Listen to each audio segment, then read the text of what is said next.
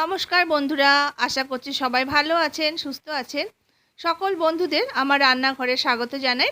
আজ একটি খুবই সুস্বাদু ও একদমই সহজ একটি রেসিপি নিয়ে চলে এসেছি। আজ রান্না করব কাঁকরোল বাটা বা ভর্তা। এটা তৈরি করা খুবই সহজ এবং গরম ভাতের সঙ্গে খেতে কিন্তু ভীষণই সুস্বাদু হয়। কখন যে পুরো ভাতটা আপনারা এই একটি মাত্র পদ দিয়ে খেয়ে ফেলবেন তা আপনারা বুঝতেও পারবেন না। তো রেসিপি ভালো লাগলে বন্ধুরা লাইক শেয়ার করতে ভুলবেন না যেন। আর যদি বেশি ভালো লেগে থাকে তাহলে নতুন বন্ধুদের বলছি চ্যানেলটিকে সাবস্ক্রাইব করে সাথে থাকবেন এরকম আরও মুখরোচক সব রেসিপি পেতে। তো চলুন দেখে নেওয়া যাক। তো এখানে আমি 500 গ্রাম মতো কাঁকরোল নিয়ে নিয়েছি। এবার কাঁকরোলটাকে গোল গোল করে দেখুন কেটে নিয়েছি। আর যে দানাগুলো আছে দানাগুলোকে কিন্তু ছুরি দিয়ে আপনারা চাইলে এইভাবে করে একটু বের করে দিতে পারেন, কিন্তু দানা থাকলে কোনো অসুবিধা নেই। আমি দানার সমেতই কিন্তু কেটে নিয়েছি, এতে কিন্তু কোনো প্রবলেম হবে না। তো দেখুন গোল গোল করে সমস্ত কাঁকরোলটাকে দেখুন আমি কেটে নিয়েছি। আর উপরে যে কাটা কাটা মতো আছে সেগুলো কিন্তু আমি ফেলিনি, তবে আপনারা চাইলে কিন্তু ছুরি দিয়ে একটু চেঁচে নিয়েও দিতে পারেন। এবার কাঁকরোলটাকে কড়াইতে দিয়ে জল দিয়ে এটাকে সেদ্ধ বসিয়ে দিয়েছি। কাঁকরোলটাকে একটু সেদ্ধ করে নিতে হবে। আর এর সাথে আমি 7-8 কোয়া মতো রসুন দিয়ে দিচ্ছি। রসুনটাকে কাঁকরোলের সঙ্গে একসঙ্গে কিন্তু আমি সেদ্ধটা করে নেব। আর এখানে 4 থেকে 5টা শুকনো লঙ্কা দিয়ে দিচ্ছি। এই শুকনো লঙ্কাটাও একসঙ্গে কিন্তু এটাকে সেদ্ধ করে নেব।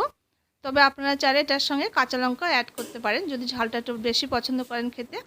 এবার একটা ঢাকা দিয়ে খুব ভালো করে কাঁকরোলটাকে একদম সুসিদ্ধ করে নিতে হবে। তো মিনিট 8 পর আমি এবার দেখে নেব। দেখুন কাঁকরোলটা কিন্তু খুব সুন্দর সুসিদ্ধ হয়ে গেছে, আমি একটু দেখিয়ে দিচ্ছি। দেখুন সুন্দর করে কিন্তু সুসিদ্ধ হয়ে গেছে। এবার এই কাঁকরোলটাকে আমি জল থেকে নামিয়ে নেব। তো বন্ধুরা, কাঁকরোলের অনেক নিত্য নতুন রেসিপি তো আপনারা ট্রাই করে দেখেছেন। তো একবার এইভাবে আমার মতো করে এই রেসিপিটা একবার বানিয়ে খেয়ে দেখুন। গরম ভাতে জাস্ট অসাধারণ খেতে লাগে, আমি এটুকু বলতে পারি। তো আশা করছি রেসিপিটা আপনাদের কাছে সব খুবই ভালো লাগবে। তো সমস্ত কাঁকরোলটা আমি নিয়ে নিয়েছি। এবার কাঁকরোলটাকে একটু ঠান্ডা করে নেব। তো এই সময় আমি একটা পেস্ট তৈরি করে নিচ্ছি। তো আমি একটা মিক্সার জারের মধ্যে 2 চামচ পরিমাণ কালো সর্ষে নিয়ে নিয়েছি। আর এর সাথে আমি 2 থেকে 3 চামচ মতো কোরানো নারকেল দিয়ে দিচ্ছি। এবার শুকনো অবস্থায় প্রথমে এটাকে একটু গুঁড়ো করে নেব। তো শুকনো অবস্থায় এটাকে দেখুন 2 থেকে 3 বার একটু চালিয়ে নিয়েছি মিক্সিতে দিয়ে। এরপর যে ঠান্ডা হয়ে গেছে কাঁকরোলটাকে এই মিক্সার জারের মধ্যে দিয়ে এর একটা পেস্ট তৈরি করে নেব। তো যেহেতু মিক্সার জারটা ছোট আছে তো আমি দুবারে দিয়ে কিন্তু পেস্টটা করে নেব। তো আপনাদের যদি বড় সাইজের মিক্সার জার থাকে তাহলে তো সুবিধাই হবে। তো এতে সামান্য একটু জল দিচ্ছি, তাহলে পেস্টটা হতে খুব ভালো হবে আর পেস্টটা করতে সুবিধা হবে। খুব মিহি করে দেখুন পুরো কাঁকরোলটাকে কিন্তু আমি পেস্ট করে নিয়েছি। এবার চলুন রান্নাতে চলে যাই। তো গ্যাসের উপর একটা কড়াই বসিয়ে দিয়েছি, তাতে আমি সর্ষে তেল দিয়ে তেলটাকে গরম করে নিচ্ছি। তো বন্ধুরা, এখানে বাটা ভর্তাতে কিন্তু তেলের পরিমাণটা একটু বেশি দিতে হয়। তো আপনারা আপনাদের পরিমাণ মতো দেবেন তেলের পরিমাণটা। এবার তেলটা গরম হয়ে গেছে। এবার আমি 1 মুঠির মতো বাদামটাকে দিয়ে বাদামটাকে একটু ভেজে নেব। তো এই বাদামটাকে কিন্তু আমি খোসা সমেত কড়াইতে আগে খুব ভালো করে এটা ভেজে নিয়ে খোসাটাকে ছাড়িয়ে নিয়ে তারপরে আমি এখানে তেলের মধ্যে দিয়ে একটু ভেজে নিচ্ছি। তো আপনারা চাইলে কিন্তু ডাইরেক্ট আপনারা গুঁড়ো করে নিয়ে অ্যাড করতে পারেন।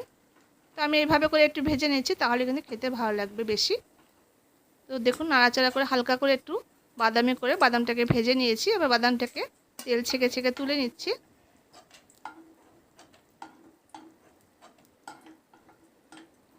এবার ওই তেলের মধ্যে 1 টিস্পুন পরিমাণ আমি কালো জিরে দিয়ে দিয়েছি। কালো জিরেটা একটু ভাজা ভাজা হয়ে গেলে এখানে খুবই সামান্য পরিমাণ একটু হলুদের গুঁড়ো আমি তেলের মধ্যে দিয়ে দিচ্ছি। এতে কিন্তু কালারটা বেশ ভালো আসবে। হলুদের গুঁড়ো যদি তেলের মধ্যে দেওয়া হয় তাহলে কিন্তু কালারটা বেশ ভালো আসে। বা হলুদের গুঁড়োটা দিয়ে একটু নাড়াচাড়া করে দিয়েছি। এবার যে পেস্টটা আমি তৈরি করে রেখেছি সেই পেস্টটা আমি তেলের মধ্যে দিয়ে দিলাম।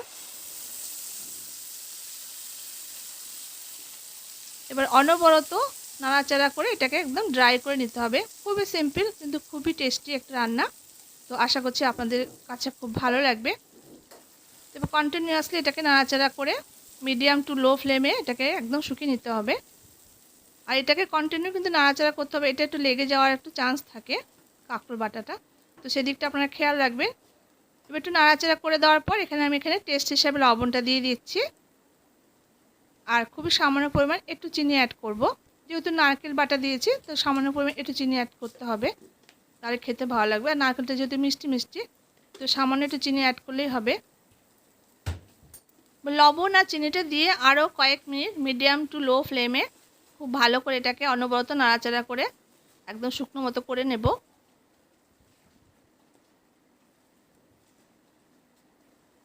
তো দেখুন প্রায় 5 থেকে 6 মিনিট আমি নাড়াচাড়া করে দেখুন এইরকম পরিমাণে আমি শুকনোটা করে নিয়েছি। এরপর এই পর্যায়ে আমি একটা বড় সাইজে পেঁয়াজকে একদম ছোটো ছোটো মিহি করে কুচিয়ে নিয়েছি, সেই পেঁয়াজটা দিয়ে দিয়েছি। আর যে বাদামটা আমি ভেজে তুলে রেখেছিলাম সেটাকে আমি একটু ভেঙে ভেঙে বেশ একটু গুঁড়ো গুঁড়ো করে আধ ভাঙা করে দিয়ে দিলাম।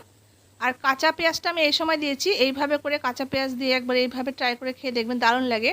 তেলের মধ্যে যদি দিতাম তাহলে কিন্তু পেঁয়াজটা পুড়ে যেত। এই কাঁচা পেঁয়াজটা হালকা সেদ্ধ সেদ্ধ হবে, এতে কিন্তু এই বাটা বা ভর্তাটা কিন্তু খেতে বেশি ভালো লাগবে।